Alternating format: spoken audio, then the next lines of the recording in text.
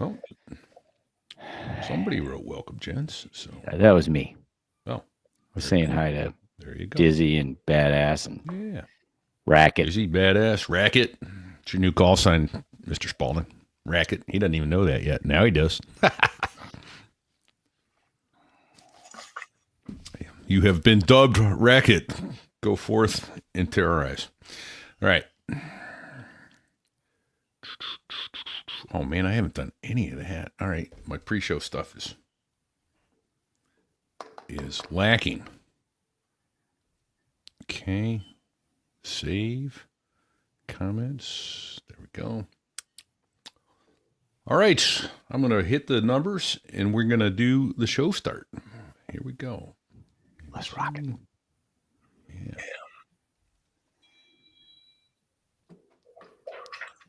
Here we go. Quiet, numbskulls. I'm broadcasting.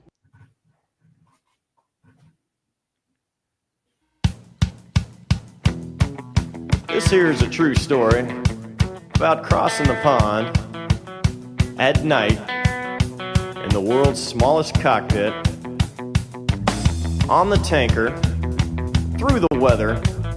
Oh, and to the tanker crew who did that, thanks a lot. We really appreciated that. I'm just kidding. No, I'm not.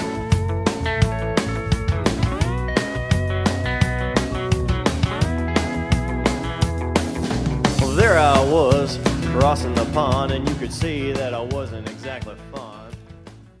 And there we were on the 20th of September, 1965, on a rescue mission over North Vietnam. We had dropped down below the crowds, and we were homing in on the pilot who was down on the ground. Unfortunately, as we approached, we started taking small arms fire. And unfortunately, the A-1Es that were our escort to fire suppression, they took a hit in the rocket pod. And the last transmission I heard over the radio during that activity was an unauthorized disposal of your ordnance in the local area.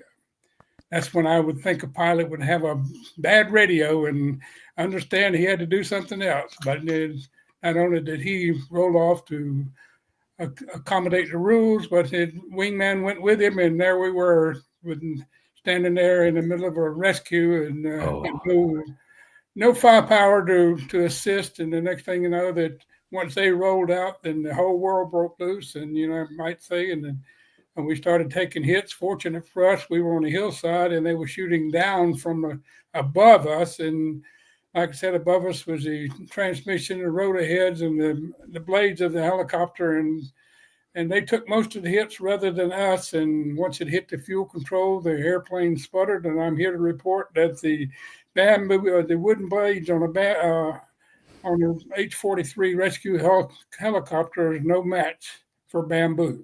And we fell up 90 feet onto the jungle floor. And things started from there. And that is how all terrifying. It happened so fast that you didn't have time to pucker. Didn't have time to pucker. Already have a show title there, I think. Greetings, everyone. Repeat here, coming to you from New Hampshire. My co-host, Fig. Where are you today, sir? I am I'm home for one more day. And nice. It is in Kearney, Missouri, right. God's country. And it is our distinct pleasure and honor to welcome Bill Robinson to So There I Was. It welcome, is sir. Indeed. Thank you. It is. Bill Robinson, let me just quickly give this, the author of the book, The Longest Rescue, and what you just heard is the beginning of the beginning and the end of The Longest Rescue, as it were. Holy smokes, the longest held American enlisted POW in American history. Mr. Robinson, first of all, as we try to express pre-show, and words will never convey our deep gratitude to you and for what you endured for this country. It brings me practically to tears just thinking about it. So first of all, let me open by saying thank you for your service. May God bless you. You have endured more than any human being should have to for their country, and we are deeply grateful for you. Ditto. Wow. Okay. Let's back up a little though and lighten it up some. How'd you wind up on a helicopter? What made you go into the Air Force? What made you want to be working around airplanes? All that good stuff. All that good stuff. Well, I grew up in an era. I used to tell folks that I was speaking to older groups, and I would try to identify with older groups, and I would tell them that I had mentioned that I was a baby boomer, and then one lady come up to me one day and says, "You realize you're not a baby boomer?" I said, "What do you mean?" She said, "Well, you're a baby boomer, 45 to 55, and said you were born in 43." And so I had to come up with a new title, so I was actually a weekend pass out of World War II. The Weekend Pass. All right, there's another show title. Of course, I grew up everywhere we went, the church or wherever we went, there was always someone there wearing a uniform, and my family members would point out to say someday it would be my turn. For being born in the freest nation on earth, and there comes a certain amount of responsibility, and that is to make sure it remains free. So I was conditioned from an early age, especially when I was about 8 or 9 years old. My grandfather took me down to the cotton mill where he worked, and over in one corner of the cotton mill was a plexiglass wall, and behind it, to me, was just name after name after name. After we sat there and looked at it for a while, my grandfather broke the silence, and he said, "These are the ones that, when our nation was attacked in 1941, they raised their right hand and said, 'Take me. I want to defend America.'" We talked about some of the names on that wall, my father, my uncle, and several of my senior cousins that, some of them I knew had been in the war, but not to the extent that I would learn that day, and some of them carried injuries. We talked about the different folks in the neighborhood that also served this country and came home and went back in the cotton mill like nothing had ever happened, and I learned that day why Rufus had a limp. He had taken a bullet and destroyed his knee. But life goes on. And as we were looking at it, I noticed that some of the names had stars beside them. And finally I asked my grandfather, I says, "What does that star stand for?" Kind of with a lump in his throat and a tear in his eyes, he said, "They're the ones that made the ultimate sacrifice." Wow. For the freedoms that we enjoy every day. You think about my generation, we have a wall with over 58,000 stars on it of those who make the ultimate sacrifice. We leave it sometimes at that, but we still have 1,500 missing in action. But the real kicker to it all is that, that on that wall, 39,000 of those youngsters are 22 years of age or younger. Mm. And then 36,000 of them are 19 years of age or younger. As we stay here this time of the year, we're listening to the kids talking about their senior trip. Well, a lot of Vietnam veterans' senior trip was to Vietnam. Yeah. Some were killed on the first day, and some were killed on the last day. And they see this, and so there's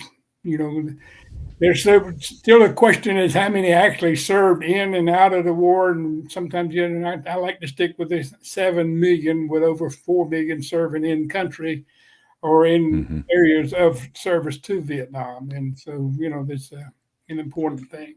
Sure. Personally, when I came of age, I wanted to join the military.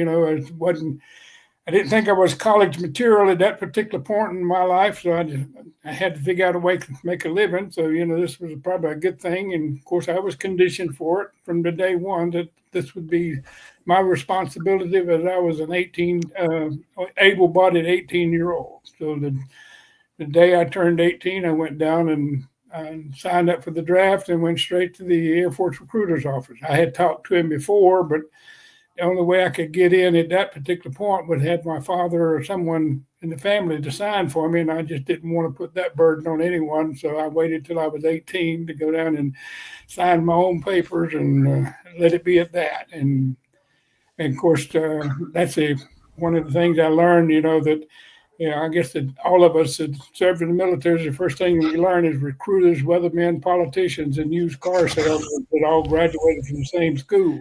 Yeah. Tell you just about anything you want to hear, right? Yeah, he said, I wanted to go in. He said, when you want to go in? I said, now. He says, no, let's need November. And I said, well, if I'm going to have to wait till November, I might as well go to January. And he said, no. He said, you got a better chance of getting what you want if you go in November. Of course, reality was he knew he had already filled his quota for September, October, and December and January. So he trying to make his November numbers now. So Bill, why the Air Force? Why not the Marine Corps, for crying out loud? Right? Yeah. What were you thinking? I thought about that, and it didn't take me long to think of something else. I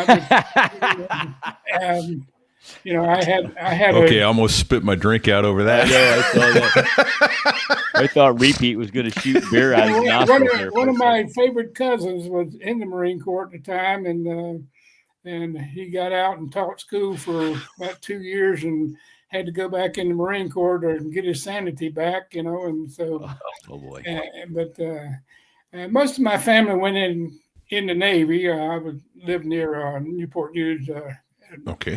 And a lot of them ended up in the Navy, and I just decided, well, my brother-in-law, and now he's ex-brother-in-law, but he was in the Air Force, and then we had a little Air Force detachment there where I grew up, and so kind of that blue suit kind of looked cute in the neighborhood, and so right on. Chicks dig it, and so I decided that's what I wanted to do, and aircraft maintenance was, I talked about the motor pool, but like I said, I want to be a little bit more sophisticated, so I decided to work on airplanes, and I was qualified, and I left left in November, going to basic training, and went through part of the basic training at Lackland, and then moved up to Shepherd Air Force Base, and we completed second phase of our basic training, and also started helicopter maintenance school, and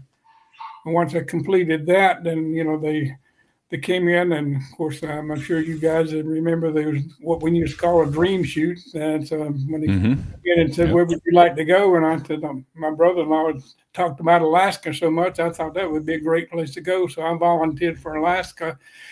And 3 of my classmates went to Alaska, and I went to Altus, Oklahoma. So how the hell did that work? That's not. How did this one work out for you? And, that's not the middle of nowhere, but you can see it from there, right? Holy cow! 12 miles to Texas on the west side and on the south side, and and there's this good walking distance. But good golly! And it was a SAC base, and had to be SAC massaged, and they kind of conditioned me that you would stay here till you died or retired, and I said, well, it's next thing I know, I had an assignment to Osan, Korea. And of course, I found out that being a helicopter crew chief assigned to a B-52 wing supporting the Atlas missiles, you didn't stand a chance when in the totem pole of life, so I'm off to Korea, and after I got to Korea, that the next thing you know, the tour went rather rapidly, 13 months somewhere in there. They said, well, you got to fill out another dream sheet. So I filled it out very carefully. I just wrote anywhere USA on it.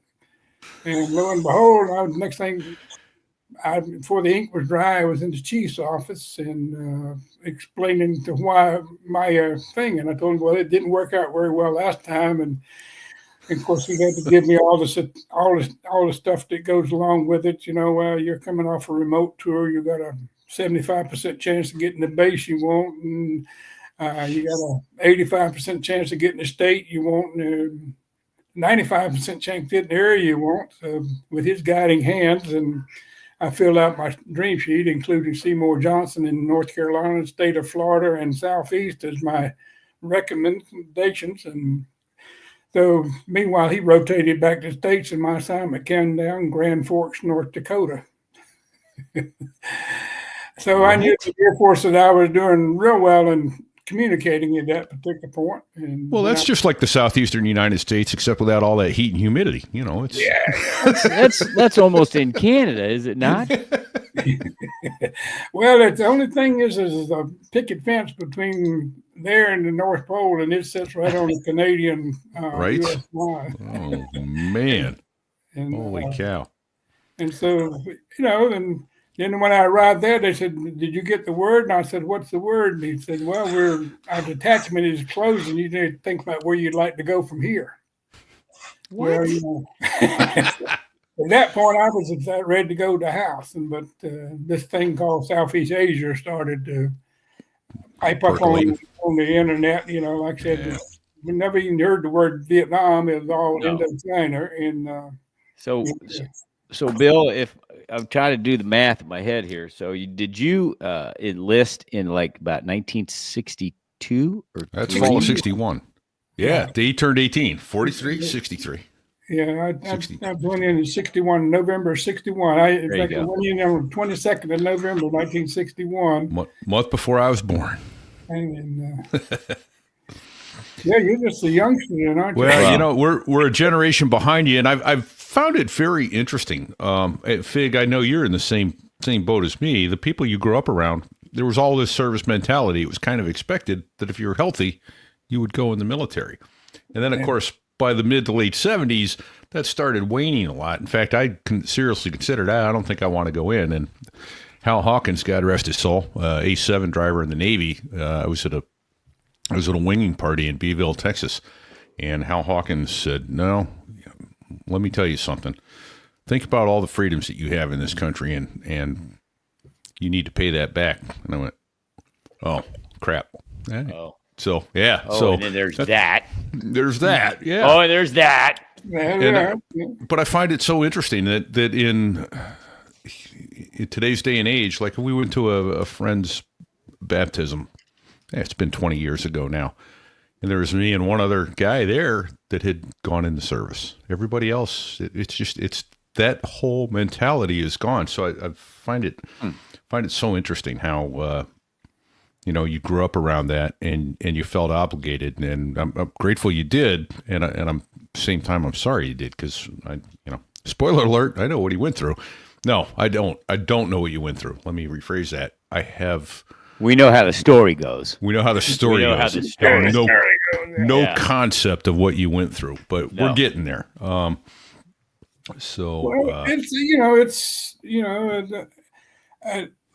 Everybody doesn't get the bad apple. That's a sad thing. That was a good thing, I guess you might say.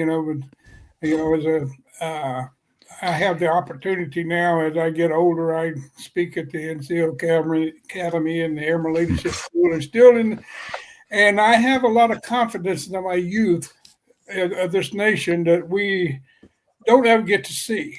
Because if you're good, you don't make the news. Right. If you're bad, you're the front page. And that's the sad part that our young people, our young men and women in uniform, is they don't get the rightful dues and dedication that they show for this country, because we have a group of journalists that just doesn't feel like that the people need to know about these good people. They think that America is made up of all bad people. So let's pay attention to the knuckleheads. I know we sit around in our group of old men, where we say, well, we look at each other and say, we can't die. We don't have anybody to turn the country over to. Right. That's about right. And, I've had the opportunity to speak at high school.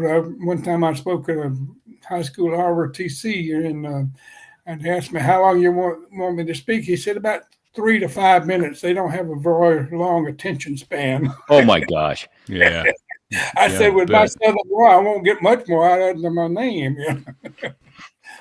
Right. I learned to speed up a little bit since then. Yeah. So you so you get to North Dakota and they're shutting things down. And is that where you cycled into Vietnam? Yeah, so they came in and like I said that they were just rescue, which I was part of. Mm-hmm. It's something that, after the Korean War, they decided, well, we don't need rescue anymore. So rescue, which used to be Air Rescue Service, added an extra R into it, and they were ARS, Air Rescue and Recovery Service, and they were chasing balloons. In fact, that's where I was headed back to if I'd have made it back, was the Goodfellow Air Force Base to go chase weather balloons, but I'm sure I'd had another tour at Vietnam if I'd have made it back. But the Air Force, they wouldn't even give me credit for a long tour. They gave me 10 remotes, so with that and $5, I can get a cup of coffee somewhere. Unbelievable. Right. Oh my God. Oh my gosh. Okay. Well, let's come back to that. Yeah. But your job then was crew chief, helicopter crew chief? Is that? Yes. Okay. Well, we were the confidence for the pilot. We were willing to fly on anything we worked on, so that gave the pilot a little extra confidence when they fly their airplane up and we jump in the back and yeah, I get that totally. Yeah, it's like I said, considering it was a helicopter that Repeat and I are both convinced is trying to kill you at all times. Anyway, yeah, it's but normally you get home before dark. Normally. Oh man. Well, so having the good headlights on those things. Oh my gosh! All right, so you you got you're not your first choice of any duty stations, and then when you finally get to your duty station that you didn't want to go to, they say, "Oh, by the way, we're closing down, and where do you want to go now?" And then you ended up in Osan, and then from there, Vietnam. Back to Grand Forks, and then from Grand Forks, I went back to Nong Kham Phanom, Thailand. Okay. So I really didn't make it to Vietnam until 2015. South Vietnam. I was I was just flying over North Vietnam. We were. And, so you were based in Thailand. Yes. Thailand. Okay. Well, that's where Fast Eddie was based, right? Yeah. Yeah. A couple shows back. Okay. Yeah. The most of the Air Force. Bombing missions, you want to call them, whatever, were flown out of Thailand. We were denying that we were there, but like I said, then they finally owned up to,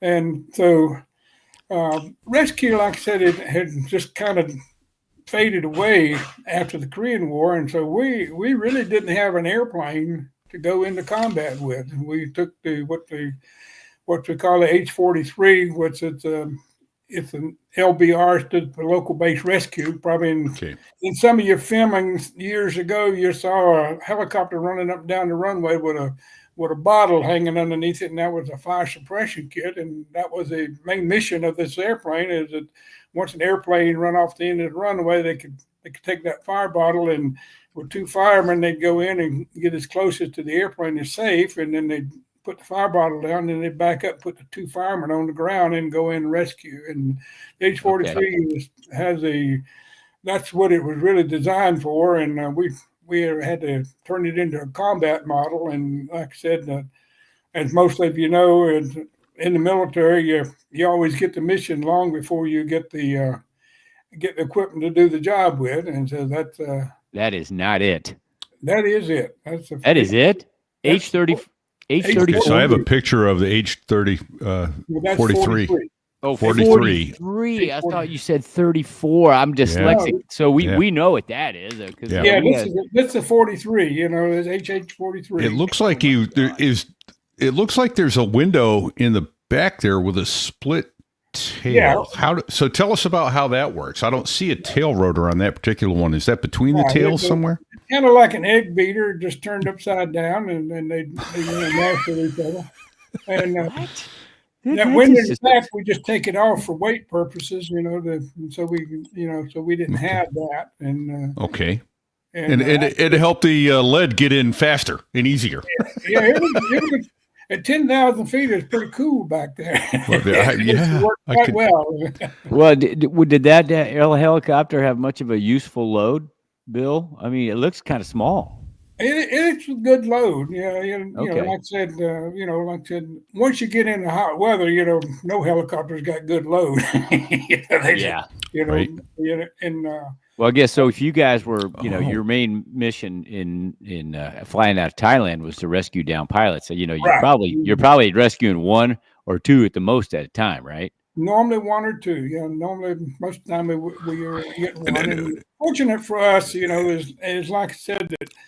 They were flying 300 and 400 miles an hour over target. So if they got hit, they could get away. And normally in a safe area, and all we had to do was, if we had the range, of course, like I said, with this airplane, it wasn't designed for what we were using it for. So we. Well, of course not. Because the military never had enough money to get what they needed. But I've got a quick question here. Dizzy pointed out, he said intermeshing rotor. Were those counter rotating rotors? No, they're just like an egg beater, like I said, they just kind of mesh. You just take an egg beater and turn it upside down and just put extensions on them. That's what. So they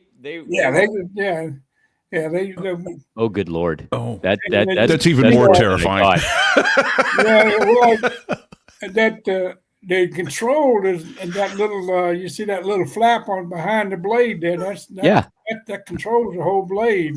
And the blade is stationary. And that's where you get all your lifting from. You got four of those on there. That's why there's no tail rotor, dude, because it's got counter rotating props. Counter-rotating. Oh my gosh, Bill! I'm scared shitless just looking at that thing sitting still. Yeah, we had, like I said, we put a piece of 1/4-inch steel underneath the pilot and the co-pilot seat, and we sat on our World War II flak vest in the back. You remember World War II were the shingle type flak vest, and if somebody's shooting up at you, that's not going to do you any good. So you might as well have your butt seated on it to offer some protection. Well, keep the important parts. We introduced the first in-flight refueling in helicopters, because we didn't have the range we needed, and so basically we started stacking 55-gallon barrels, and we could depend on what the range was, we'd have. How long were these missions from Thailand to North Vietnam? Pardon me? How long were the missions that when you took off from Thailand and made it up into Vietnam? North Vietnam to pick guys up. 4 hours, like that. So you were carrying a 55-gallon drum in the helicopter to refuel while you're going? Yeah, we did quick disconnection of the garden hose. Basically, it was we just like I said that in Air Force unofficial history, I get credit for a couple of bombing runs over North Vietnam with a 55-gallon barrel, because basically what we would do is. Once the fuel drained into the tank, we'd recover the quick disconnection in the garden hose and kept the barrel out the back, so that would give us more room. And then, when you first told me that on the pre-chat, I understood it, but now I really understand how and why. I have to pick my jaw up off the floor for a second. I am processing what I just heard you say, and this is truly amazing. Yeah, it was better than landing and have to hand pump it into the airplane. Well, there's that. Well, holy smokes! Done a little of that too, So did you get credit for the first helicopter in flight refueling? As far as we know, like I said, it was developed by the group we were with. Like I said, it just we ended up finally they found a couple of self-sealing fuel tanks, and of course, 55-gallon barrel is not self-sealing either. So like I said, we didn't have self-sealing tanks on the thing. So if one bullet could drain all of it. Yeah, the H-34 Husky, Cayman, K-A-M-A-N. I've never heard of it. Yeah, it's made up there in Connecticut. Is it Sikorsky? I wonder if Sikorsky bought them or what. I'd never heard of them. Wow. No, they were independent company. Cayman, yeah. Oh my gosh. And the Navy had them first. They used them for rescue on the ships. They had that model. They had a recep engine in it, and the Air Force they reconfigured the airplane and put a small turbine on it. But in the beginning, it had a recept engine sitting there and didn't have the glass doors on the back. It had a big old R1300 sitting there. How much of a beast was it to work on? Oh, it was an easy airplane. I mean, Okay. it's didn't a lot of things break on it except that they had an in-flight tracking actuator where you could adjust the blades, and we call it the pilot's toy, and they just felt like it had to adjust it, and sometimes the switches would break and the pilot would keep playing with it, and he'd get the airplane where it could, about to fall out of the sky, and then had to land, and then had to reverse the wires on the switch to get it back to normal. Wow. That's Right. the blades were, like I said, they had a metal strip, but they were really mostly Boston wood. Like I said, they were just, so they could twist real easy. As you just had a rod up through the middle of them, up through the. It was all no electronics on board, except the radio. I mean, as far as flying was concerned, it was just everything was manually controlled. Didn't have any power steering or anything like that. My feet are numb right now, Bill. I am complete. I think I might throw up. I had no idea, none. Now, it was, we jokingly, like I said, when we'd been over there about 3 months, they brought in CH3, which is Sikorsky, and we used it. And we were scheduled to come home, but unfortunately, they had mechanical issues they had to deal with because of the hot weather. They get into a hover, the transmission start heating up, and Sikorsky had to go back to the drawing board to come up with something, with that heat we had there. And so we were extended for the duration, and then of course later on, we got the C3s, and they renamed them the Jolly Green Giant. So as the pre-green, we were pre all that green stuff, Okay, so the CH3 was the Jolly Green Giant. Yes, and then okay, gotcha. And I'll try and put one of those up there in a bit. But good golly, twin turbine. Yeah, they were great airplanes for me. Okay, so now you just mentioned that. I have to ask: was the 43 was that a recip and not a turbine engine? No, he said it was a turbine. Single engine turbine. Oh, single engine turbine. Okay. Yeah, right. When the Navy had it back in the late 50s, it had a reciprocating engine. Like I said, where those glass doors you saw there. Okay. That's where the radial engine used to sit. I'm sorry, I must have missed that when I was going to get the picture when you were talking about that. So I'm only good at some multitasking, not all of it. So holy cow. So all right. So when did you get in country? The nickname for the helicopter was Pedro. Of course, it became politically incorrect. And so we lost our name Pedro in the 60s, and then later on that they decided it wasn't a bad word, and so in fact, to be in the beginning of the Vietnam War, all the rescue missions in Afghanistan were flown under the call sign Pedro in our honor. Right. Yeah, that's what they were flying, the 46 at Cherry Point and Yuma. We called them Pedro. Yeah. And my understanding is they've gone away now, and it's the Coast Guard of Elizabeth City that handles the East Coast pilots that get themselves into a fecal matter sandwich. Oh, yeah. So no more Pedro. Yeah, they went up to the H-60, and I don't know what they got now. They're much more sophisticated. Like I said, in my day, the crew chief was the flight engineer too, because all we did was sit there in the back, and so later on, then the guys that worked on them never flew on them. They had flight engineers, I guess they want to call them. Everybody gets a title, So Bill, it was a crew of three, two pilots, crew of four. We had a pilot, co-pilot, pararescue, and a crew chief. And my responsibility was to operate the hoist and the fuel management, I guess you might say, and the pararescue.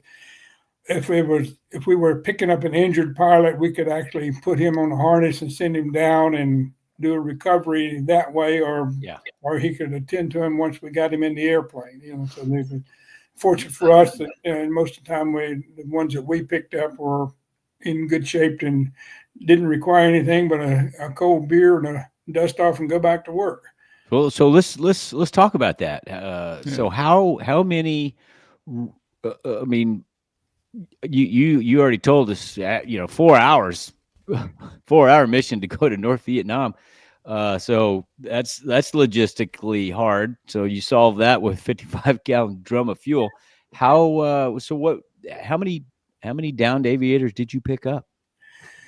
I was on two different missions, and we picked up one, and like I said, and what we were doing, we were fine. We had 3 airplanes, and 2 of them were on alert every day, and so we had rotating crew chiefs and pilots, and so like I said, it was a luck and draw as to the schedule, and I was on alert every 3rd day, and we had 6 crew chiefs, and it took 2, so we were on the rescue, every 3rd day, and we had other missions we did too. We were actually, if they had a hung bomb, this never made sense to me, but like I said, you got with a hung bomb, the only way you can release it is a negative G's, I guess, to get the bomb to slam back up in the airplane, then hope to fall off. And of course, they wouldn't let them do that over the enemy territory, and then it might hurt somebody. They'd come back to Thailand, the friendly territory, and then of course they'd have to pull the maneuver and drop the bomb. But then we'd have to go out there and take an EOD troop out and de-arm the bomb. Oh, geez. Okay. So we were just, on our days off, that was kind of things we did. Like I said, they brought LBR helicopters. In fact, the unit I was with in Grand Forks was about 100 miles away, because I was picked out because we were add-ons. In other words, normally the rescue had 2 airplanes, and when we went into the actual rescue, we ended up with a 3rd airplane, and so we had to have additional crew chiefs and pilots to add to the complement of the 2 pilot thing, and so that's how I ended up with them, and so I only went with. It was myself, and one of the pilots was from Grand Forks, and the others were from Albuquerque, New Mexico, and then we had a couple from Lewis McChord, or McChord Air Force Base at that time, and so that to make out the complement of the crew, we needed a number of people to do it. Okay. Yeah, we like I said, was. I think about those times, and like I said, I was very fortunate, and I came in on active duty in 1962, actually, by the time I got to a unit. Right. But, the conversation in the break room was the Bay of Pigs of 61, and what a failure it was, and what it all had gone wrong. And basically, it was all based on communication. And then I was on active duty in 62 during the Cuba Missile Crisis, and I got to see war up close and personal, you might say, as we prepared for it. And then I was in Korea in 63 when our president was assassinated, and then I was in Korea when we had the elections, and I remember this fellow standing up and saying, "I'm not going to send American boys to do what Asian boys should do for themselves." Right. A year later, I'm sitting in a prison camp in North Vietnam. So, what the hell did that fella say? Yeah. What? How did I get here? Wait, what? If we weren't going to be here, how the hell did I get here? Yeah. How the hell did I get here? Yeah. Wow. Like I said, like it always says, when the politician's lying is when he opens up his mouth. Yeah, his mouth. Well, there's that. Yeah, pretty much. So it was September of 65. When did you get in country, or when did you get to Thailand, I guess? In April of 65. So April, okay. I was scheduled to go back home in July. Okay. But because the C3s Right. were coming in, they did not bring any replacement 43 people, and so when the CH3s had their problems, then You got extended. Yeah. we got extended for the duration. Now we're starting the 6 months of my 3-month TDY. And of course, we were at that time, like I said, the Air Force was trying to get us out there because if you stayed more than 179 days, then they'd have to give you a full tour, So Right. Sure. they were trying to get us out, and lo and behold, I just went up there and extended the whole mess, Yeah, you did. Yeah. Well, I guess let's talk about that, because in one of the pre-chats, I came to understand that you weren't even heading that way that day, right? Was it when you woke up that morning? Well, I was on standby, Okay. to go. That was my day to on standby, and like I said, that we were notified. The problem being is the rules of engagement were horrible. Everything was being run from the White House. And like I said, the basement of the White House. Nobody Really, as early as 65, it was already bad. It was worse than bad. Because, like I said, we were on the problem was the pilot went down, and of course we were notified, and then 2.5 hours later, we get airborne. Because they had to go through the procedure of determining that it was a legitimate shoot down.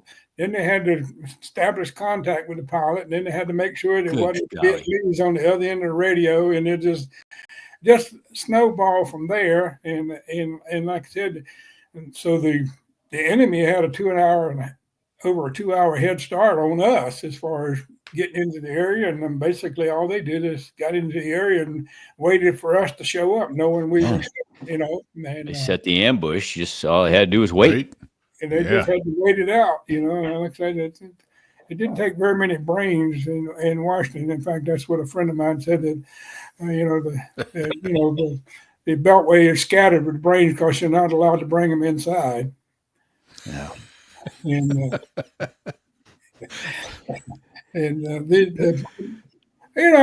but the worker bees, the guys that flew the airplanes, the guys that fixed the airplanes, we were dead serious of what we were doing, and believed on mission, and like I said, that Sure.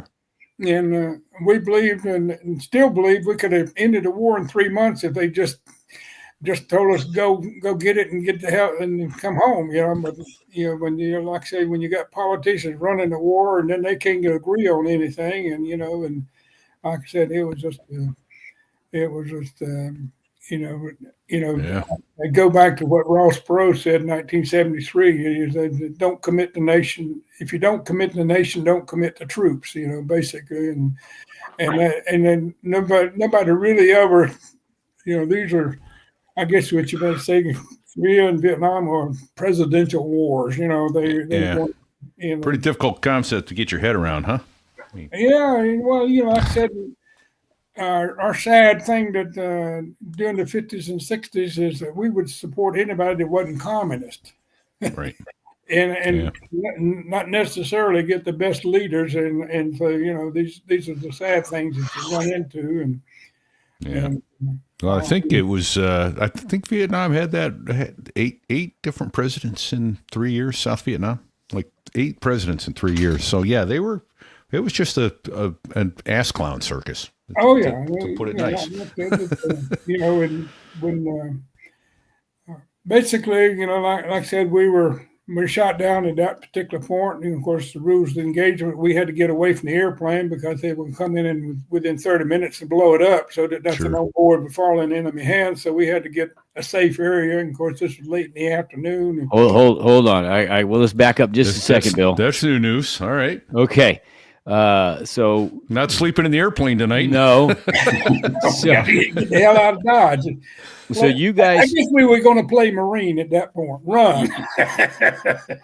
You guys took small arms fire from above, from a ridge line, and that's where, of course, all the power plant, transmission, the engine, transmission, everything all was that. above us, And so you guys lost power and went into the jungle. And I remember you said something about 90 feet. You basically dropped from about 90 feet. Yeah, the cable on the airplane is 100 feet long, and the last 10 feet is painted red. So I'm holding red cable, so I know that I'm at least 90 feet off the ground. Oh shit! And I think that fortunate for us that were you guys in the hover at the time trying to get the pilot? I had what I had to do. We had to get lower than the tree line. And I had to get the cable swinging so I could swing it over to the pilot. And by the time he got it, all these other things happened. Oh, shit. And we were just getting ready to bring him off the ground when we got hit. And, of course, we just, it fell like a rock. And fortunate for us, if we'd have fell on a concrete floor or a hard ground, we probably wouldn't have survived. But the airplane stayed intact and didn't roll over, which was great for us, Yeah. The rotor they were beating the hell out of each other. They had gotten out of sync, and we couldn't get away from the airplane because we might get something in the back of the head. So, and the pilot was trying to stop the airplane. It was still running, but it just wasn't running well, and rotors were still turning. And I had to get out and go around and lay on top of the co-pilot, and we have a brake on that thing, and I'm trying to get the brake pumped up enough to stop the rotor head from turning, and the pilot's trying to get the engine shut down so we can get out of the airplane. And of course, like I said, the co-pilot got a little disoriented, and he was momentary shock, and I had to lay on top of him and release his harness because he was putting so much pressure against the harness it wouldn't release. And so we all got out of the airplane and we made it to the bottom of the hill. There was a creek there, and we were standing in the creek, and we had one radio between the four of us. This before, like I said, we were ill-equipped, you might say. We had one flare pistol, and unfortunately we had only one flare with it, so we fired it, and it went right straight up through the blades of the airplane that was above us, and they never saw us. Oh shit! And they took a hit, and my friend, he was able to rip that 150-pound, 150-gallon tank out of the back of the airplane and throw it out. Just the human strength, and so they didn't burn up. They did make it back. They flamed out on landing, so that's how close their fuel was at that particular point. And in our particular case, like I said, we found a place to hide, and of course, next thing we know, we started hearing Vietnamese voices, and then they getting closer, louder, and more of them. And next thing you know, they identified, they knew where we were, because we were just hoping for darkness, and then we could travel and hopefully be picked up the next day. Yeah. But, the downed pilot that you were trying to pick up when you guys got shot down, was he anywhere near where you guys were? Yeah, he came down to where we were and said the place was infested, and then he took off in one direction. The co-pilot took off in another direction, and I and the paramedic stayed with the pilot, and we were captured together, and the three of you guys were. Three of us were captured together, and then they captured the pilot that was we were trying to rescue. And can you say who that was? Will Forby. Okay. Colonel Will Forby. He was a captain at the time. Will Forby. He lives in Bellevue, Illinois. Oh, no kidding. Okay. And Tom Curtis is still alive. They're both. Tom will be 93 this year, and he's 11 years older than I am, so I'll be 82 in August, and Tom be and Will somewhere around that age. In fact, of the POWs, right now we have 40 that are over 90 years old, and we have 10 that are. 12 that are 89. So we're a bunch of old farts, and no other way to describe it. But I'm glad you are. I'm glad you made it to your 80s. co-pilot got his act together, I guess you might say, and he made it into Laos. And he was captured in Laos and was spending some time in the prison camp in Laos. Do you remember the Dingler story? I I don't. don't think so. No. It's a movie called Rescue Dawn. Okay. And Dingler was a Navy pilot that bailed out, and he was a survivalist type person, and he had a survival kit in the heel of his boot and all kinds of stuff. And anyway, him and Martin, my co-pilot, escaped together in '67, and Martin was killed during that escape attempt, and Dingler was able to make it out and be rescued. And like I said, Martin is he's on panel 2 East, line 91 of the wall. So I realized how close I could be on that wall. So he was killed as trying to escape from camp in Laos. In Laos. Okay, gotcha. And then, like I said, once we were surrounded, and there was at least 150 with machine guns to machetes, and Oof. the pilot looked at us once they identified they knew where it was, and live to fight another day. We all had a 6-shooter, and that's about the biggest thing we had. And we could have probably took out 2 or 3 of them, but would that advance the war in any way? I don't think so. And, no, it would have not ended well for you at all. It wouldn't have ended well at all. And we were taken into captivity at that point, and we were taken down the hillside, and basically the first thing they did is put us on public display like a prize trophy, and of course. And it went well until the blowhorn showed up, and then all of a sudden everybody hated us, and you don't want to be a crowd that don't like you. They all lunged for us, and like the guards were trying to protect us. And it was a pretty sight. And of course, they didn't learn for that. They did it 2 or 3 different times, taking us to different villages and putting us on static display. And next thing you know, all hell was broke loose. I think probably the clincher for me was coming mid-morning. They took me out, and of course we were tied. Our feet were tied together about at our ankles, and we had about a foot of leadway. We, the way we would walk, and we just kind of shuffle. So we call it the Hanoi shuffle. Because like I said, you can only move just a little bit at a time, and then they tied our wrists together and our elbows together behind our back and blindfolded us, and that was kind of. Well, that made it easy to walk. Yeah. Especially when they take one shoe away from you, Yeah. Not only are you shuffling, you got a limp too, Yeah. Well, so how far was the village from where you got shot down? It was probably 15 minutes. Okay. And then, like I said, the next morning. And then I'm sure they loaded you in a vehicle to take you all the way up to Hanoi. Yeah, we were there about 3 or 4 days before they, we were captured by the militia. Okay. Actually, I was being a smart ass. I assumed that they marched you up, so you did get a ride up to Hanoi. Yeah, they marched us some. And like I said, the first 3 nights, I didn't realize I was in the same.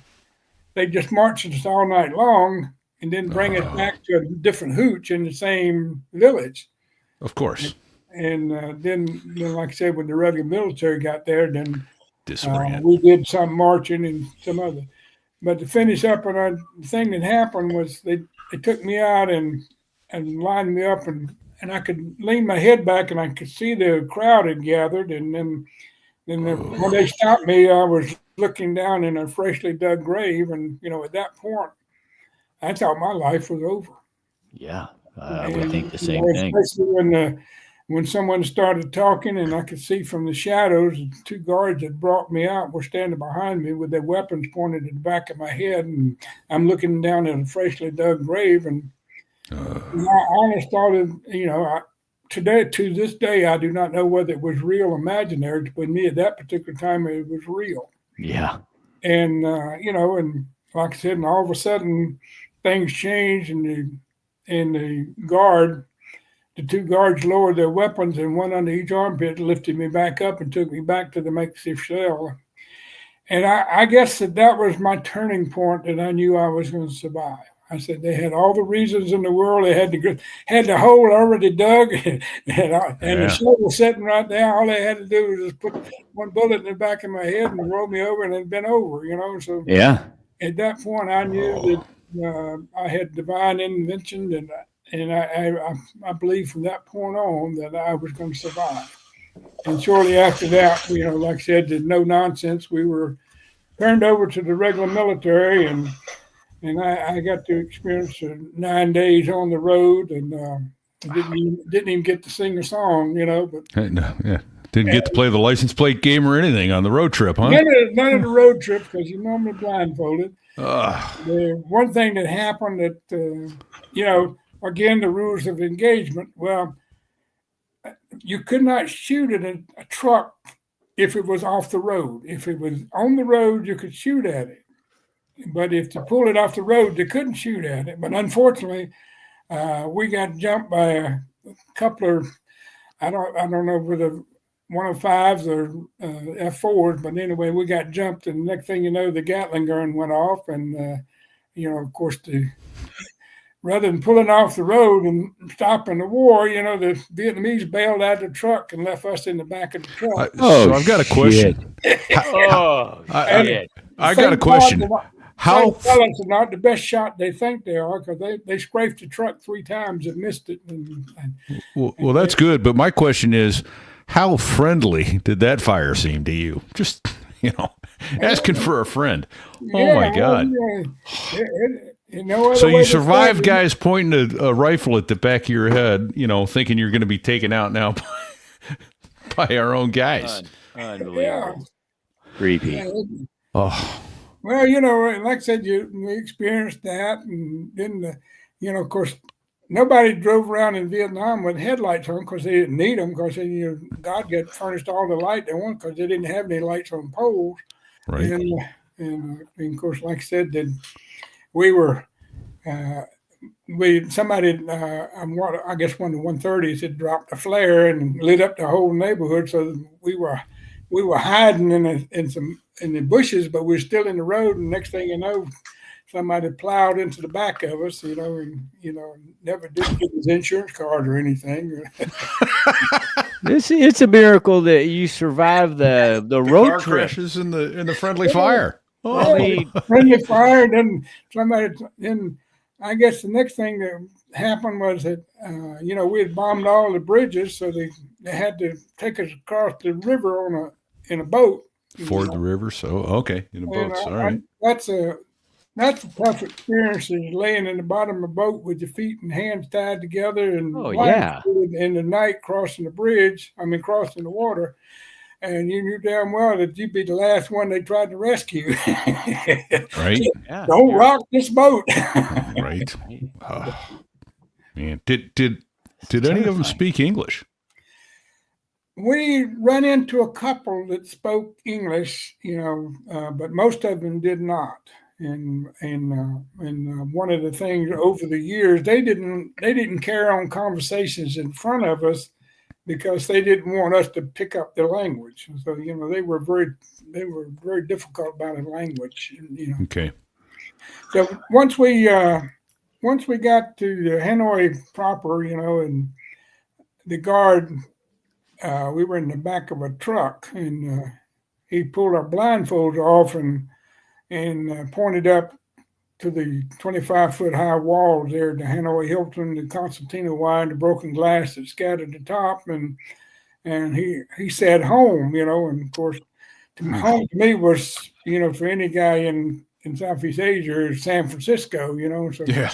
And so it took me a while. I realized that we were 12,000 miles apart in our thinking, because once we pulled up to the door, we went through the first set of doors, and then they opened the second set, and then we went through there, and we were standing there. Myself, my pilot, the other pararescue man, and the pilot we were trying to rescue. And when they separated us at that point, I didn't see my pilot or the pilot we were trying to rescue for 7 years. Whoa. Wow, they kept you separate for that long. Yeah. Well, they moved you around some, right? I read the summary of your book. Yeah, they moved us around. In the beginning, they were just like, of course, those who were running the war. When I say running the war, the generals and the admirals and they believe it is going to be a short war. Sure. But of course, like I said, the president had a different thing, and the Vietnamese was the same way. They thought they didn't want to invest in prisoner of war camps. They'd use this Hanoi Hilton was basically an old World War. It was a French prison that was built by the Vietnamese, and we only used about 10 or 15% of it. Kind of like the states, they have a processing center for every criminal that goes through, and then they're shipped out to the different prisons throughout the state. And that's kind of the way we were, and they were keeping as many of us there. We were. Myself and the four of us were considered probably around the 20th shoot downs over the north.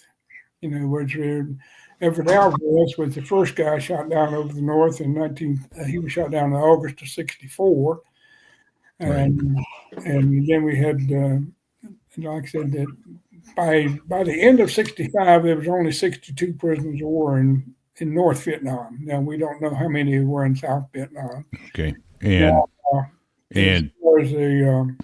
were you and the paramedic, were there any other enlisted men at that point? Do you know? At that point, we were the only two.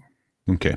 And we had another one to join us in November of '65, and there was only three of us up there for the most of the time until right there at the end, we had the B-52 tail gunners that joined us, and we had one Navy corpsman or Navy fell off a ship, Right. And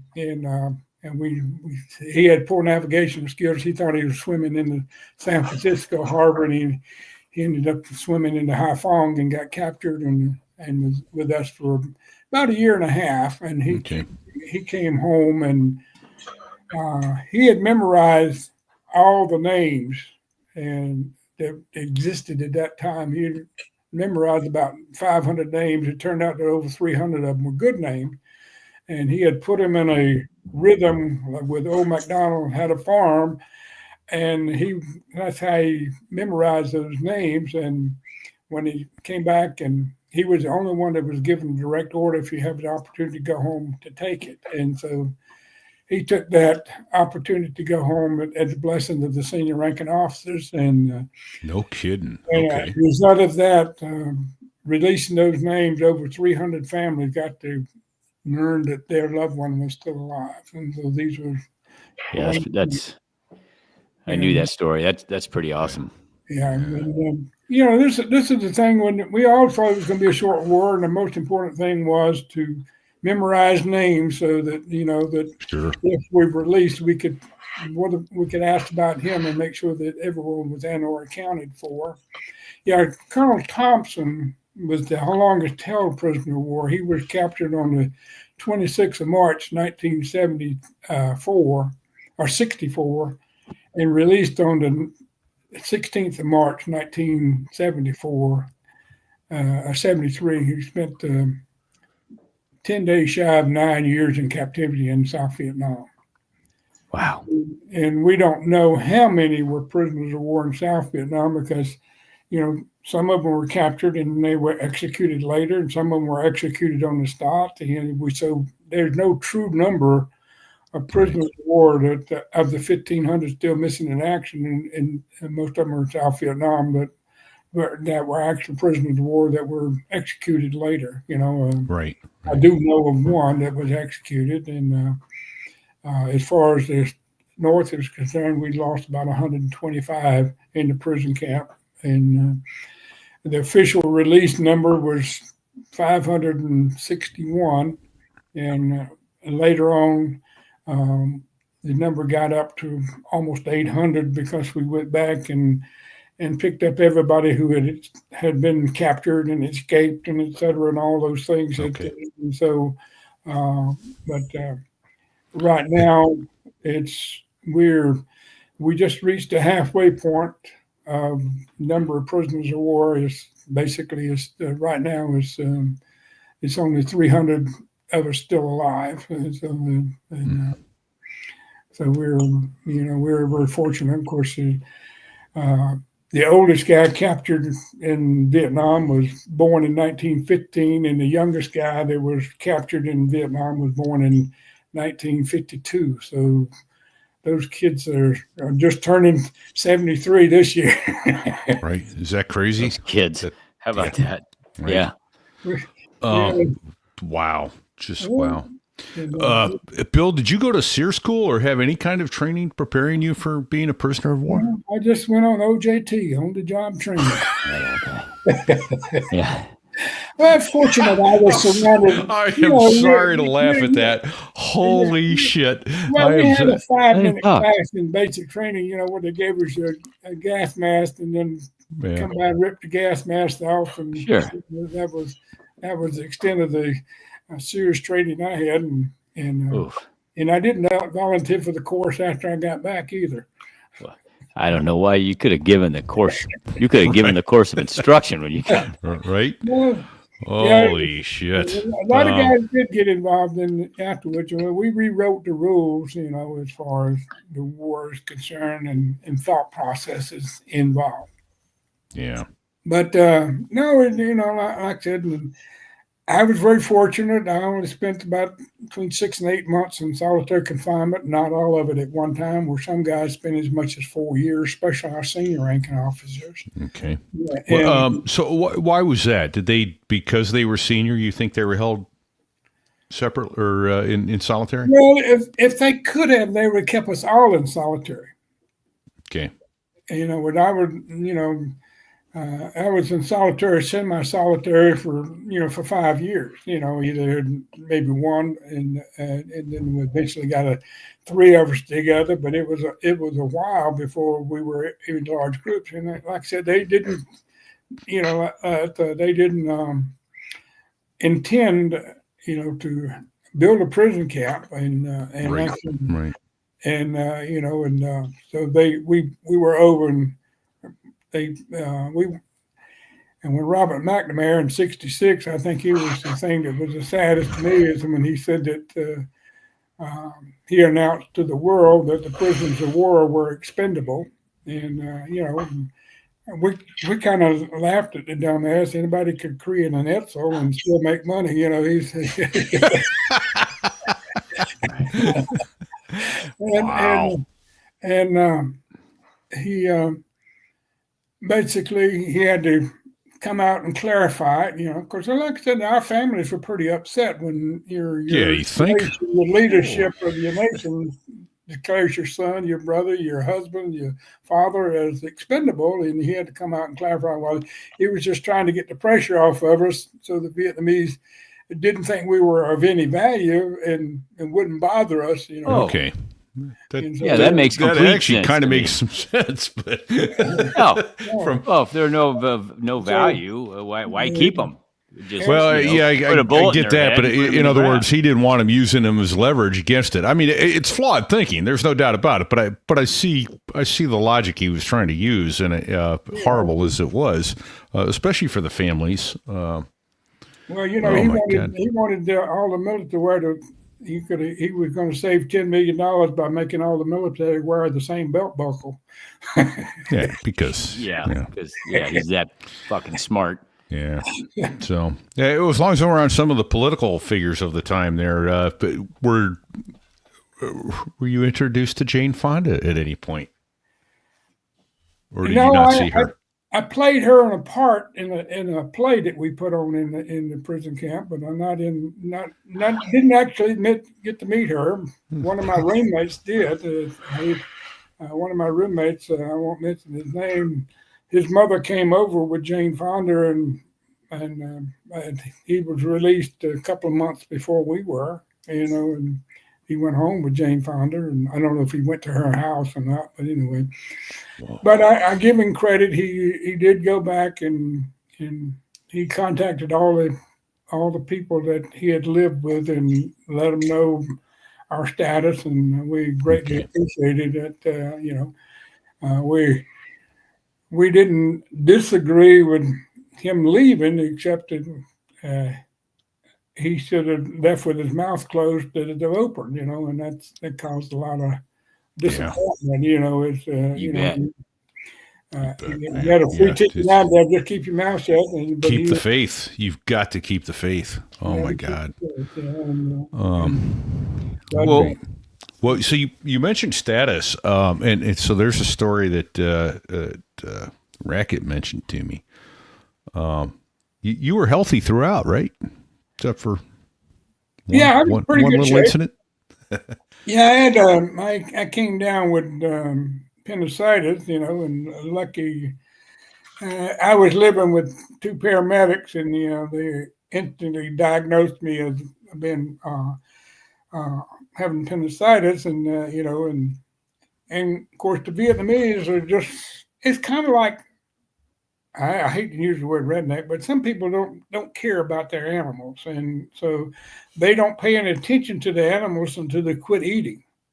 And that's the way the Vietnamese treated us. As long as we were eating, then we were fine, And like I said, that so in order to get medical attention, my roommates, we had to go on a hunger strike, or what basically, I would refuse to eat, and then they would share their food with me. So we were getting enough food for one person between the three of us, But like I said, then we had to give up one meal so that the Vietnamese would finally notice, and they finally, after 2 or 3 days of me not eating, then they sent the camp doctor. And of course, you got to remember, the camp doctor used to be the camp driver. He went off to medical school and came back 6 months later as a camp doctor. Oh boy, qualified. Well, they say it takes them 6 years to train a pilot and 6 months to train a doctor. Right. I don't know which one I'd want to fly. You hear that, Doc?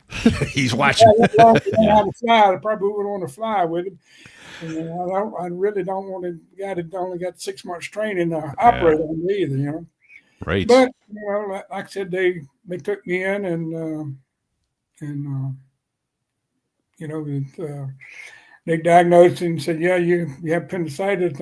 We need to operate." I said, "What happens? You don't operate?" He said, "You die." I said, "Well, kind of put it in a clear word there, Yeah. Well, that simplifies things a little bit. Yeah. So and I was very fortunate, Ho Chi Minh had just died, and things were starting to improve a little bit. I knew guys that had gone on this surgery and didn't fare too well, Yeah. I had a friend of mine, Colonel Fred Cherry. He was the first Black American captured in North Vietnam, and they wanted to patch him up real good. And like I said, they operated on the shoulder, and of course the operation didn't go bad, but they sent him back to the room, and next thing you know is he got infected, and thank God for maggots, because the maggots ate all the infection, and he survived. And then during a torture session, when he wouldn't go home, they told him, we groom you to go home, and you tell a good story. And he said, he ain't gonna tell no good story, So in a torture session, they broke a rib and punched a hole in his lung. They went in and repaired the lung, and Fred coughed up blood for 2 years, and then one day he coughed up a stitch, and they had used a non-dissolvable stitch on his lung. Holy! And he coughed up a stitch and quit bleeding, and then that's that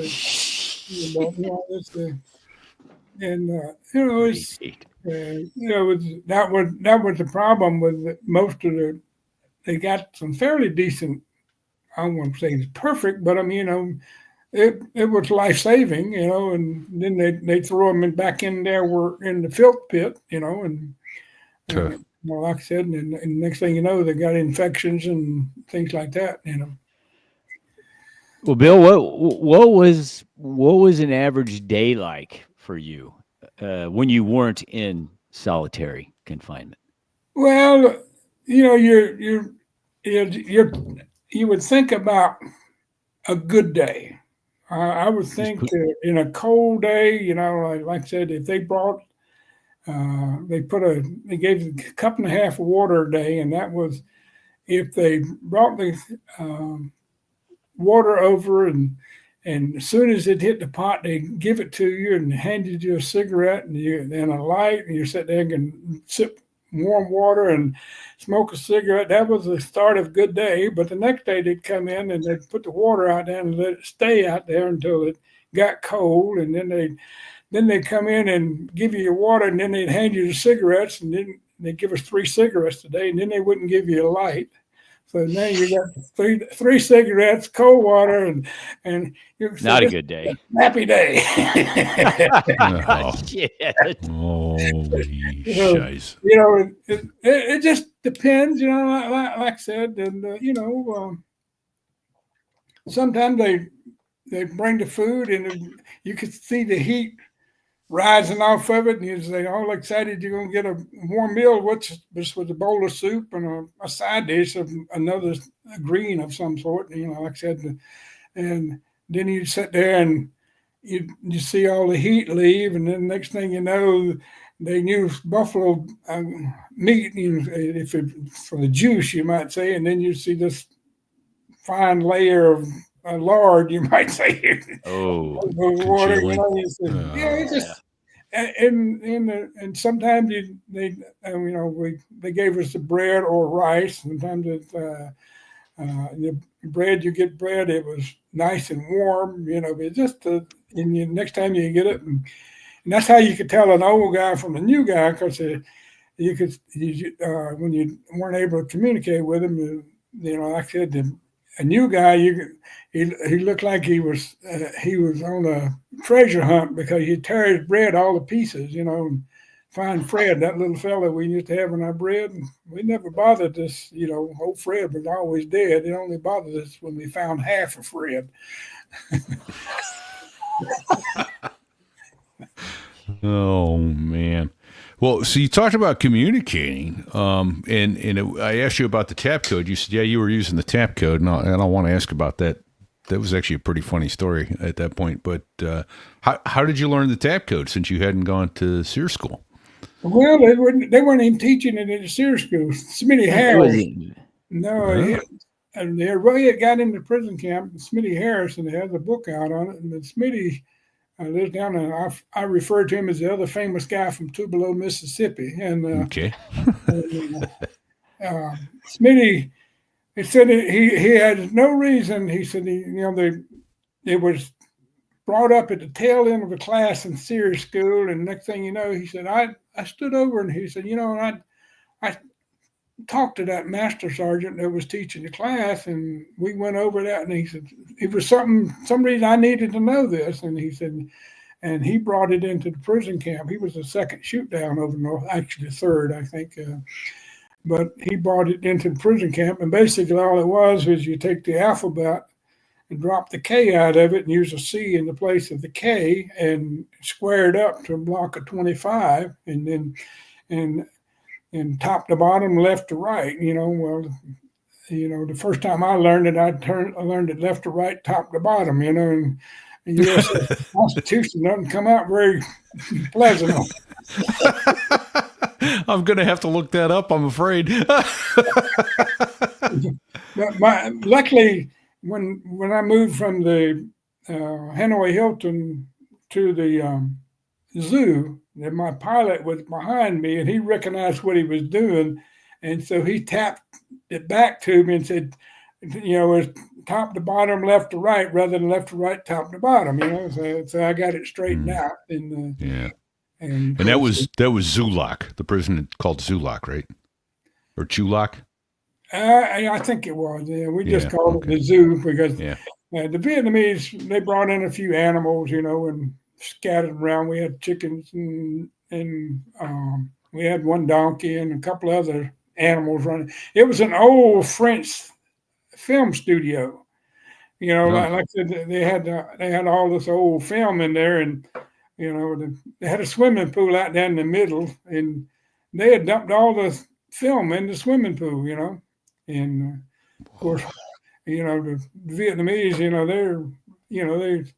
we were dumping our blow buckets or toilets in the one end of the swimming pool, and we were dipping our water out the other end, Oh, Fortunately, boy. for us all. But at least they boiled it. Yeah. And they put tea leaves in it so you wouldn't get caught up on the color of it. But Oh my gosh. Repeat. Yeah. the thing of it is you've noticed is the reason I'm here today is because I got a sense of humor. If you Well, if you can't yeah. laugh, There's that. you're not going to survive. You just keep plugging away. It's like I said, our leaders understood that we were in a bucket of manure and without really guidelines. We had the code of conduct, and the only thing that they added to the code of conduct was not to sustain permanent injuries, know when to say when, and and of course we each added our own. I think each event that we went through, there was one question we always had to answer, and that was to ourselves: can we live with what we do the rest of our life? And so that was you might say, governed everything you did, as how you handled the situation and what you did. But we were given clearance, and nobody can really answer the word torture. You can holler at someone and they think it's torture. Or you can beat the hell out of them and say, boy, that wasn't good, was it?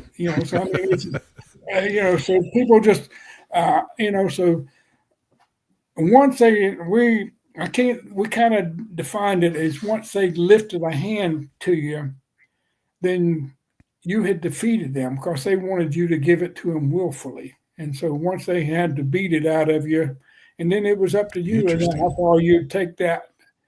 And the important thing was not to lose control, because if you lost control, you might tell them everything, and that would may harm someone else. So you had to control what you said, and the key thing to it was, if you're going to lie, remember the lie. Oh yeah, huh? I can only imagine. And so, some guys, they dealt with it in different ways. I just stayed, like I said,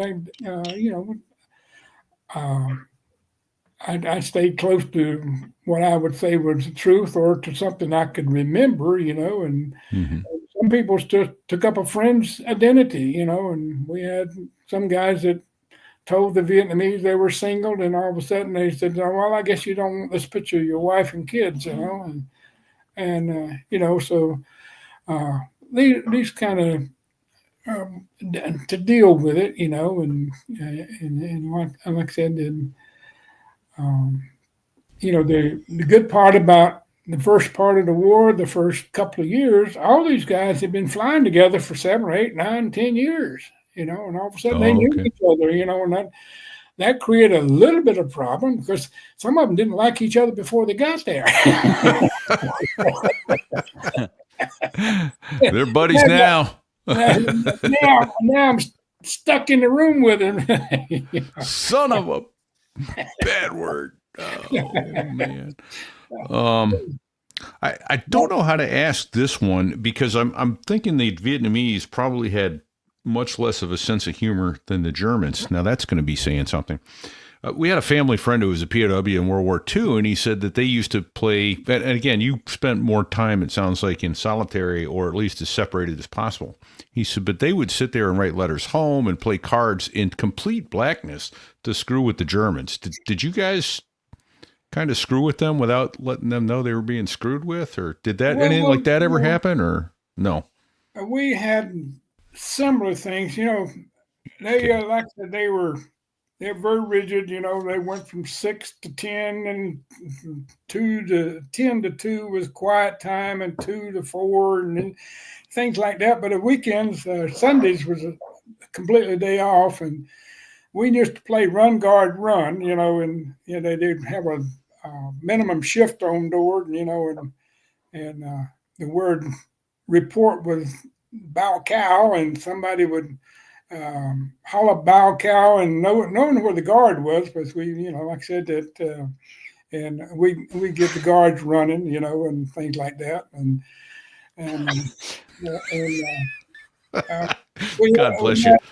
I had one guard, when we first moved into the zoo, we had light switches on the wall. Of course, they were still hooked up to the bulb up there, and these guards, some of them had never seen electricity.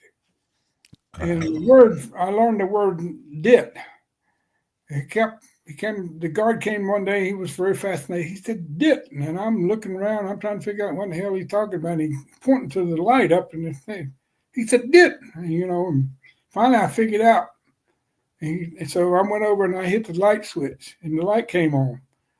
And he said, "No dit." So I sat there and cut the light switch off, and so we played dit and no dit for about 2 hours.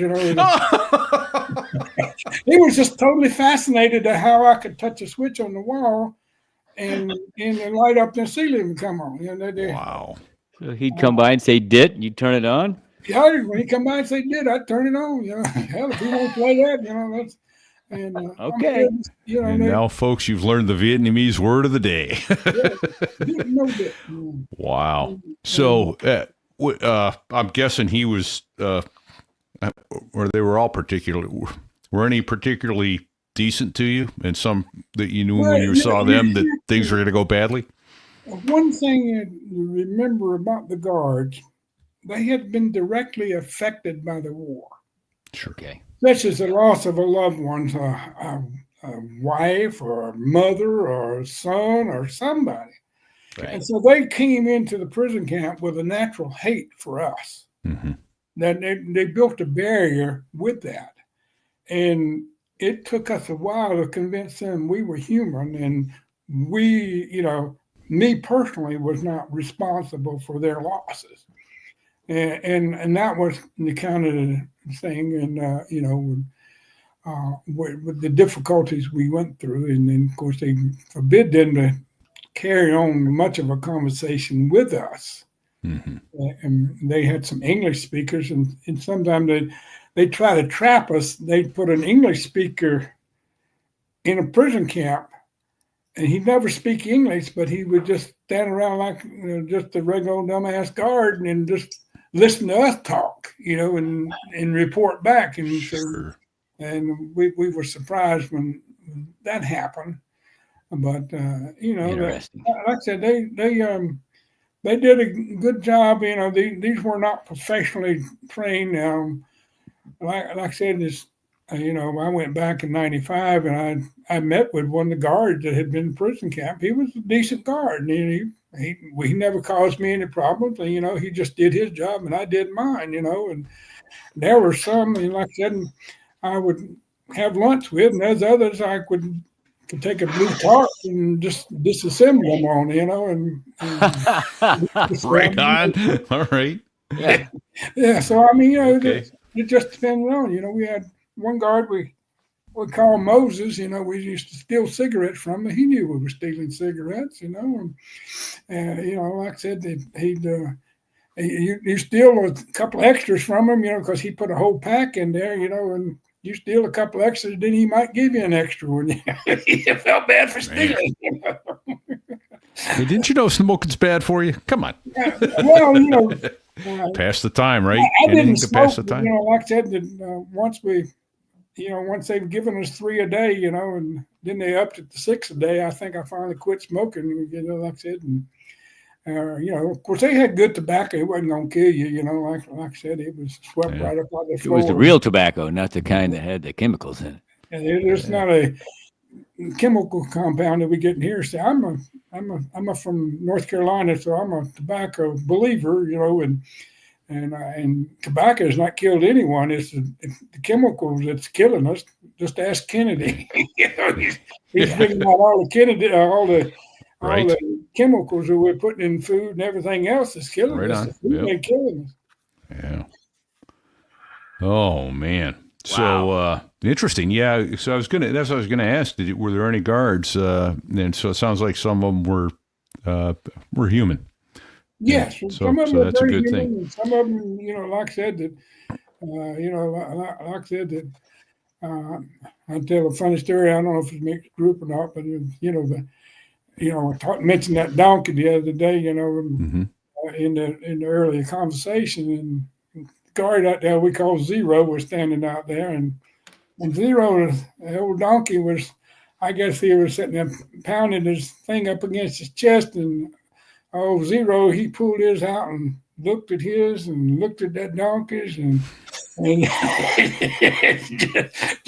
just shook his head and walked off. Okay. Oh, I had my man. entertainment for the day. There you go. So Zero had a dick measuring contest with a donkey. He definitely didn't win that one. No. Oh, man. So what was it like going back? You said 1995 you went back? Yes, I was on a Vietnamese postage stamp, and those pictures I sent you is a picture of that stamp. Okay. They took that picture about 3 days after I was captured, and so later on, they used that stamp in 1967. It came out as a 2000th airplane shot down over North Vietnam in the series. They started at 500 all the way up to 4,500. Every time they shot down 500 airplanes, according to their math, then they'd put out a stamp in commemoration of it. And the 2000 stamp had my picture on it, standing with this Vietnamese lady. Yep. She was a 17-year-old kid, and so of course you have to remember to get it perspective. They shot down, according to them, 4,100 F-105s, and we didn't build but 623 combat models. So, they had a little bit of fuzzy math going for them, but that's a stamp right there, And, Look at that. And that, but the caption underneath is the man and the mouse, and the purpose of it was totally propaganda. They were released it to tell their females, this is what you can do for your country, and Sure. So Too low, too slow for too long. Yeah, we got them twos involved, and she when after the war was over in 95, she Japanese public broadcasting was doing some human interest stories over there, and she talked to him, and she said that she had captured me, of course. Anyway, they thought it was a good human interest story, and they contacted the U.S. government. They gave my information, and I called Pete Peterson, who was the next district in Florida, who was a POW with me, and he ended up being the first ambassador to Vietnam. He thought it was a good idea, and he said I wouldn't be interrupting the apple cart.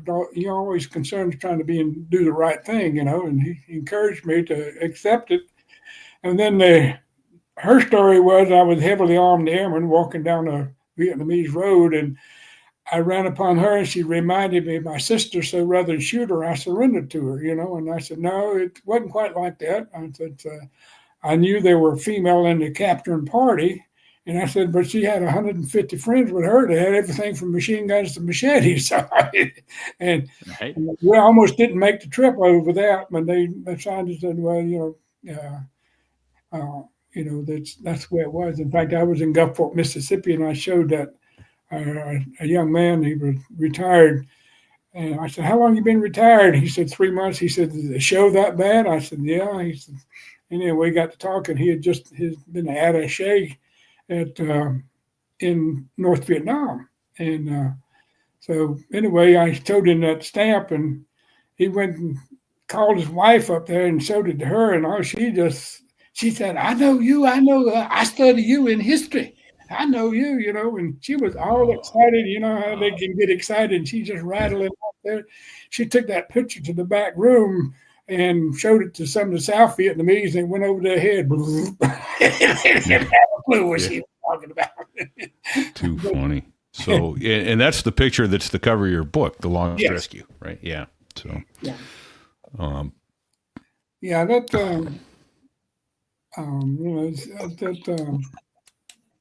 it was made in 2 denominational stamps, and Okay. like I said, in fact, I've bought some of them in the last 4 or 5 years off of eBay. Well, there you go. Okay.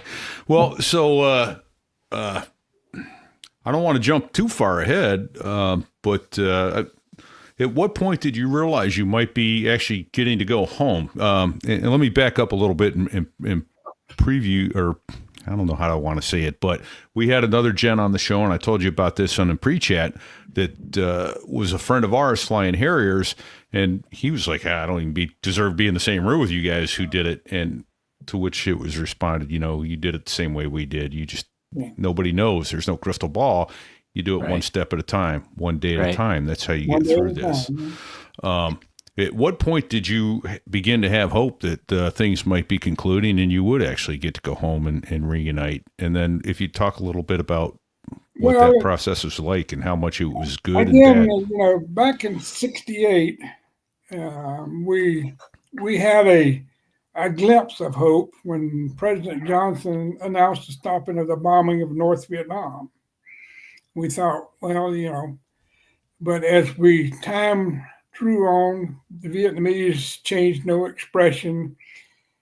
We realized it was just a propaganda ploy, and the only thing that did to us is cut us off from the outside world.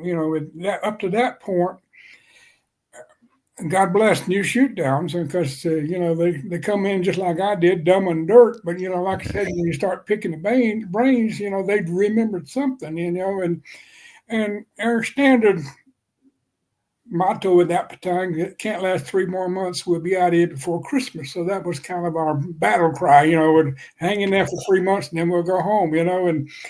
And so we had a thrill of run up our leg, I guess you might say, when the LBJ said, I'm stopping the bombing, and we were almost suckered into the same thing that American people were suckered into as the war's over.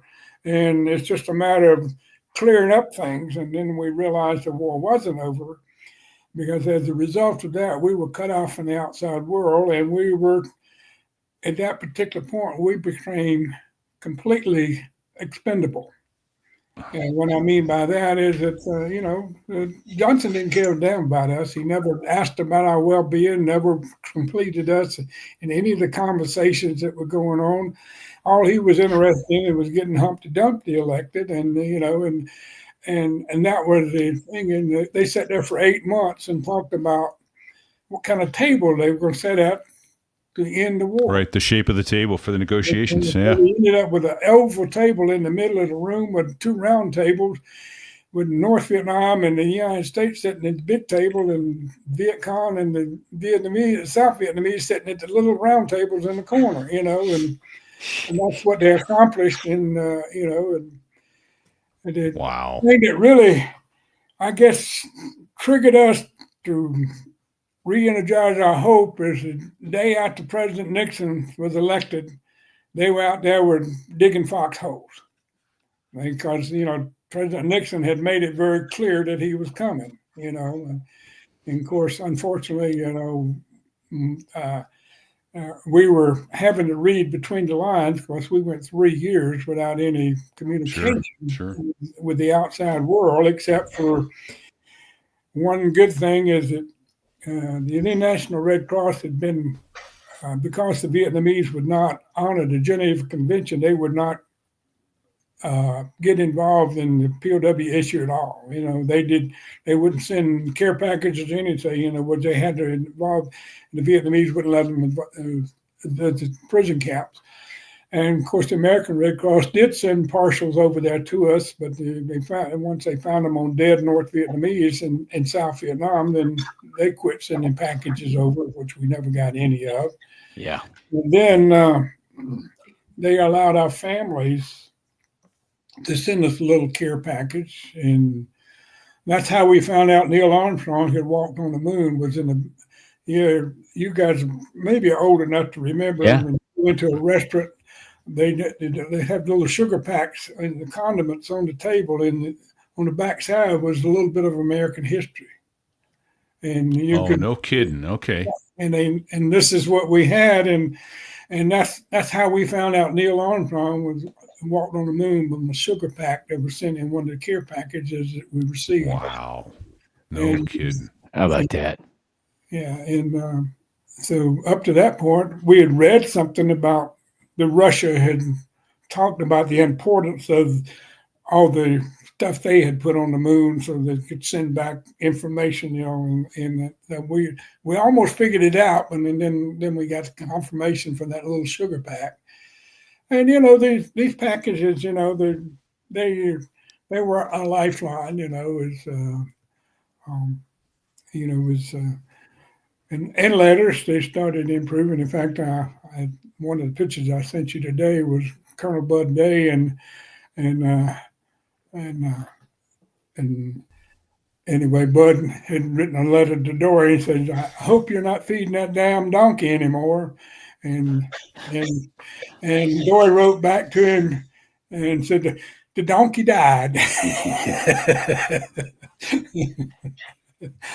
Wow. Yeah. News from the outside world. Holy smokes. Yeah. All right. So 65 to 73, just shy of 8 years. When did you realize? I mean, did they tell you when you, well, how did they get you, how did they move you to the airplanes? And when did you realize you were out of Vietnamese airspace and this was no bullshit? You really were going to make it home?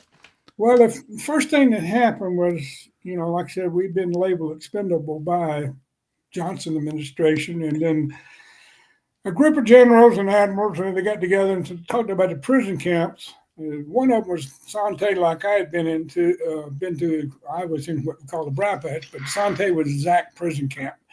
Mm-hmm. And they said there were about 60 Americans out there, and said, we believe we can get them out, and so if you saw the Bin Laden raid, you saw the Sante raid. It was an exact duplicate. How they trained at Eglin Air Force Base, and once they were ready, of course, they quit flying reconnaissance missions over the area to draw no attention to it. And so next thing you know, they went in and they executed the mission flawlessly, and I mean, they crash landed a helicopter in the compound, blew a hole in the wall, and started securing the area. Mm-hmm. Got more reinforcements in there, and then they couldn't find any American prisoners of war, and those guys were brokenhearted, thinking what a failure they had been. As a result of that, the Vietnamese changed our title from expendable to high value. Shortly after that happened, the next thing you know, we moved into the Hilton complex. At that time, like I said before earlier, we only used about 10 to 15% of it. They cleaned out the whole place, moved all the political prisoners out there. And in fact, they had a female prison in the middle of it, cleaned all that out. And they moved us all in overnight. And guys were walking into a room that out of 4 years of solitary confinement into a room of 40 other guys. Wow. And that must have been overwhelming. Holy shit. It was. It probably, it was 2 years before we could embrace those guys, the Sante Raiders, and tell them what they had done for us. Oh, okay. For as a result of their action, there was probably 30 or 40 guys that would never survive another 2 years under the conditions we were living in. They got to come home and live out their life with their families. That wouldn't have happened if it hadn't been for the Sante raid. And I saw in my military at its finest, when they put us in a large group like that, they tried to identify their leader among us. And in each one of the rooms, the senior ranking officer stood up and said, "No, I'm in charge." And they went sometimes 5 and 6 deep in the room, taking out the senior ranking officers. The next one stood up. And so we won our first major victory against the Vietnamese when they recognized our senior ranking officers. And they were able to negotiate improvements in our conditions and health issues and things like that we weren't able to do otherwise. And when they kept us, divide and conquer versus putting us together like that. And And so, they went at it slowly, like I said, that first they put up fences so that these 40 guys in this room could come out behind the fence, but they couldn't communicate with the guys next to them. And eventually, over a period of time, they took every other fence out where two groups could get together, and they spent their nights locked up, but in daytime they had freedom living, and eventually they took all the stuff down. So, we saw sign after sign, but what we realized that we were starting to get inputs, and of course, like I said, I love fighter pilots, they're dumb and dirt, but they're good flying. But he's talking about you, Repeat. Yeah, I know it. That's how the war was going. They said, can't last 3 more months. We'll be out of here before Christmas. And so we'd heard that so many times. We started asking them questions about what the cars look like. And they said, well, they haven't changed much since last year. And we said, hell, I ain't seen the 65 model. And here he's talking about a 71 model. Right. He's 6 years behind already. They don't have fins on them anymore. That's the main thing, right? They all have seatbelts now. Yeah. And then asked them, so, well, we asked them about fashion, and they said, well, the skirts were up and now they're going back down, so that just created another worry for us. The skirts would be back down to the ankles before we got home. Yeah, no, that's not good. But we saw, we realized what was going on, that, we learned that there was no standing army in South Vietnam when Johnson left office. In other words, they said, well, the Vietnamese are shooting us in the back. We'll take their bullets away from them. So the United States and its allies were doing all the fighting in South Vietnam. So Nixon, if he'd have known what they were going to do, he could have pulled out the first day and said, okay, y'all deal with it. But he had to rebuild the Vietnamese army, and it took him almost 2 years. And essentially, as they stood up, we stood down, and then we reached the point in December of 1972 when everything had been settled. The troops had been down to a reasonable level. In fact, it was by December 72, there was about 20,000 combat troops in South Vietnam, which was about the same amount that I went in 1965. And so. All the issues had been solved except for the POW issue. And the Vietnamese said, well, you just go in the house, we'll take care of that later. President Nixon said, no, we'll take care of it now. When the Vietnamese got up and walked off the platform, you might say, and President Nixon unleashed what was referred to as Linebacker 2, where in a period of 11 days, we dropped more bombs than ever been dropped in the history of mankind. Not to advance the war, but to secure the freedoms of some 591. It was a number they had at that particular point. That were being held in prison camps in North Vietnam, South Vietnam, and Cambodia. And we took one day off for Christmas, but in that 11-day period, we dropped more bombs than ever been dropped in the history of mankind. Not to advance the war, but to secure the freedoms of us. And as a result of that, the Vietnamese came back to the table. And you were serious about that. And on the 26th of January, at the same time it was being read here in the United States, it was being read to us in the prison camps in North Vietnam that the war was over and that it would be an incremental release starting on the 12th of February 1973 with the remaining combat troops and the prisoners of war starting on the 12th of February with the 29th of March being the final day of all combat operations in Vietnam, as well as the release of the prisoners of war. And I always say that was probably the longest period of my life. Is that I understand how guys feel when they leave a combat zone and leave their buddies behind, because that was the toughest thing. I was on the second airplane out of North Vietnam. They were smart enough. It was 120 of us that left that day on 3 different airplanes, 40 on each. And I was sick and wounded, was on the first airplane, and the rest of us in the order of shoot down. And okay. But the was that your senior ranking officer's decisions on how to exfil, or was that from our government? Basically, the government. We just that was the way we wished it would be done, and I guess that somehow it had been communicated that we wanted to first in. We wanted sick and wounded out as quick as possible, and Oh, yeah, get the medical absolutely. care they needed, because there were some of the B-52 guys were pretty banged up from bailing out those airplanes at 35,000 feet, and they need to go home and get the attention that we didn't get, but we were willing to give up our seat for them, and then it was in order shoot down, and that was the longest period of my life, is waiting for those guys to come home. We were hounded by the local press and by anybody, everybody, they were looking for the Pulitzer Prize, and they didn't give a damn about my brothers that I had left behind. Yeah, you couldn't say a thing until everybody was out.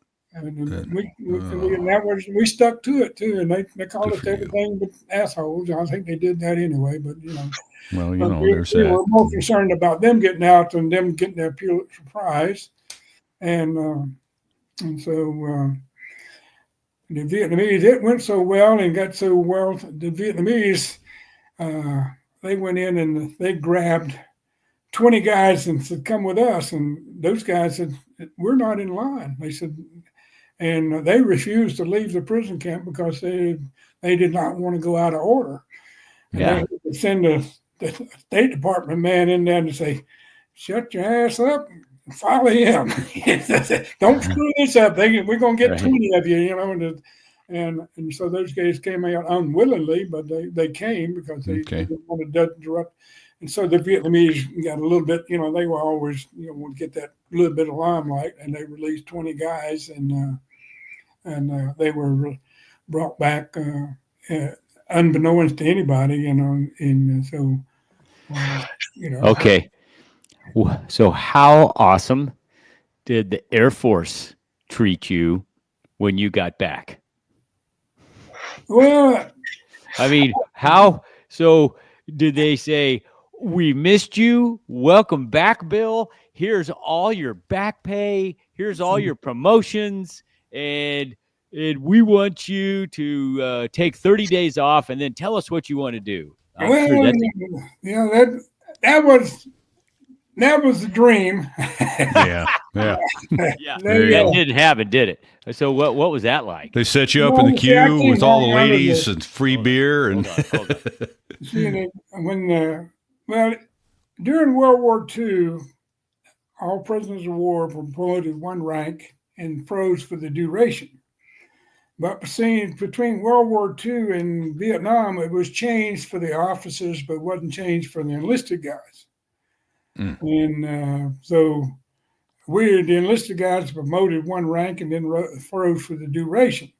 Unfortunately, the officers were promoted when eligible, and luckily, one of us up north, the two of us were single, and the other one's married, and she said, she questioned the Air Force one day. She says, when this all started, she was a captain's wife, and I was a tech sergeant's wife.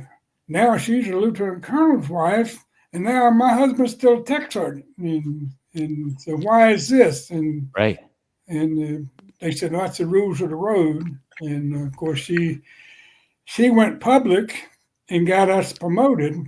Nice. Out of embarrassment, but the problem being is, I don't know. They didn't backdate my promotion. In other words, it was only 18 months of staff to tech, but it took me 3 years to make tech, and of course that threw me behind making master. So when I came out as a master with a line number for E8.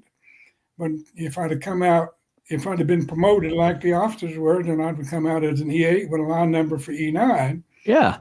And that's when I jokingly refer to my commission as hush money.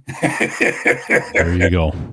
But the Air Force didn't approve that. The Air Force, when I got back, they said that was I went through OTS. We all three went through OTS in the prison camp. We had 2 Naval Academy graduates and 2 Air Force Academy graduates and instructors. And I jokingly say we rode on the back of the shovel like Abraham Lincoln because we didn't have a pen and paper, but we did it the hard way.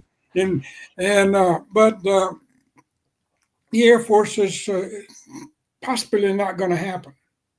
And to me, that I accepted it, and all three of us accepted it. And, the Air Force, we had signed a basic back years ago. I remember, and all of us signed the same thing. It says, I understand that the needs of the Air Force come first. And just like you guys said, you signed the same one, said, I understand the needs of the Marine Corps come first. Yeah, we're aware of that. But at least they paid you per diem while you were there for incidentals. That's right? Meals and incidentals. $1 a day, baby. They took away my $6 a day rations and gave me $1 a day TDY pay. That's perfect. So I ended up, like I said, that I got $1 a day for being Hanoi, and the guys in Saigon got $37 a day. So isn't that something? And, wow. Of course. Who's the brainchild that figured that out? Well, it's just like the first time, like I said, because I come into service in November '61, I wasn't eligible for the variable reenlistment bonuses that were available. And they wouldn't waiver that, because they could have waived that and gave me a day, 30 days. So I got $1,800 in reenlistment bonuses, where the other guy that was with me, he got $36,000 because he was Wow. There you go. Well, actually, I want to ask you to tell, I don't know what story you have set aside, but I'm going to ask you to tell your communication with the officer about your reenlistment in the camp, in our little extra that we're getting ready to do. So that'll be fun. Well, I hate to do this, but we kind of need to land this airplane. We're almost 2 hours in here, and I want to be able to break this up into segments so that people can see some of this, and I can do that easily if we keep it under 2 hours. So, Fig, we'll do our, instead of just a preamble, I think we'll do our post-show thank yous and all that as well, and end the stream here, everybody. And but I can't do it without saying thank you, Bill, again, for your service. We're humbled that you have joined us and spent this time with us. Truly incredible and humbled. Thank you. Just remember, it's one day at a time. Right. One day at a time. That's how you do it. Well, okay, so everybody, I'm going to end the stream here. So I can break it up and put it into segments on YouTube more readily. But thank you for your service. We'll do the outro for the audio show. Everybody will get to hear that. But thank you indeed for all of it. Let's see. There's one more. Dizzy says, "Thank you, sir. We've had quite the audience here joining along. A bunch of our regulars. Dizzy, Badass, Doc." If I've missed anybody, I apologize. But so I'm going to end the stream here. Everyone take care, and until next week, stay safe and check 6.